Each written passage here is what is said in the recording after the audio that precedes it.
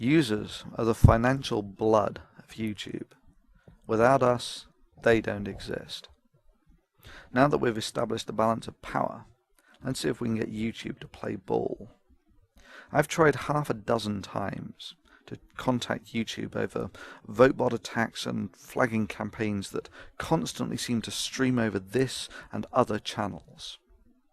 Interestingly, the only time I ever saw a response from YouTube was over a phishing email I received from someone claiming to be a YouTube representative. They had given their channel an official look by embedding a featured video from YouTube's official advertised channel. I messaged this about them and they corrected the problem within hours. Oh yeah, when YouTube deems something in their personal interests, they can act quick enough. Now I feel that YouTube is aware of the problem that this channel and others are facing. They have simply elected not to communicate or act as they don't deem it in their financial interests.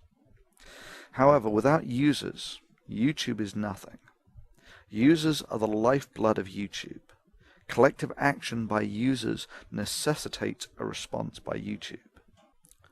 It has been my ongoing and lengthy experience that YouTube's help system is utterly ineffective and deliberately infuriating to use. It has become clear to me that YouTube not only reads messages sent to its advertised channel, but rapidly acts on them when it's in their best interests. This is, of course, essential to their financial existence of advertising revenue. They have to read these messages. Well, you don't have to be Einstein to figure out what the most effective strategy for the users is. If you're going to protest as a user, do it where it's effective. If you're unhappy with YouTube's inaction regarding votebots, script voting, spamming, false flagging campaigns, and YouTube's inability to correct these mistakes, then feel free to voice your concern to this woman. Welcome to YouTube's very own brand channel. This is our version of an online media kit. I'm Susie Ryder. I'm the Director of Ad Sales at YouTube, and it has been staggering over the course of the last couple of years to see YouTube grow from a small video sharing site to garnering the 6th largest audience on the web. There are a couple things that a marketer or an advertiser needs to get. The first one is that on YouTube it's really about participating. Look at me dancing with Soulja Boy. I'm participating. You heard Susie. It's all about participation. You can take her up on her offer and contact her either directly through YouTube's advertised channel or via the link provided. Basically, Google Susie Ryder's name.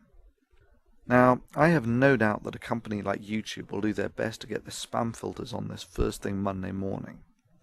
So if you want your voice to be heard, it's best to use unique wording and probably include the odd line about advertising, etc. Be creative. And yeah, it has occurred to me that YouTube might shut me down for this. I'm sure they could spin this into a violation of some sort. Hell, the guidelines are so vague that anything could be a violation. Well, anyway, that's for them to do the cost-benefit analysis on. For me, this is simply a calculated risk. If YouTube decide to play ball here, there will be less angry users writing the messages, and YouTube will be a better maintained and fairer forum. It's win-win. If they don't, then the thunderf00t channel is gone, and YouTube makes its statement about how it values the opinions of users, and the site likely becomes an increasingly bland and sterile commercial video network, the trajectory it's arguably on already. Irrespective of YouTube's actions, the optimum strategy for us free thinkers now is for you to add the big channels as friends. Basically, this allows us, when someone brings a votebot attack to our attention, to alert thousands and maybe even tens of thousands to the problem. This is a form of workaround for dealing with symptoms. Only the system engineers can provide a cure. And yeah, that's you, YouTube. Users, the time has come for you to decide if YouTube's inaction to correct the willful abuse and the detrimental effects that this has had on your experience of using YouTube merits you writing to them. Your collective actions will decide the outcome. To a very large extent, you, the YouTube community, will get the forum it deserves. Success or failure now lie within the hands of the users. It is time to choose your path.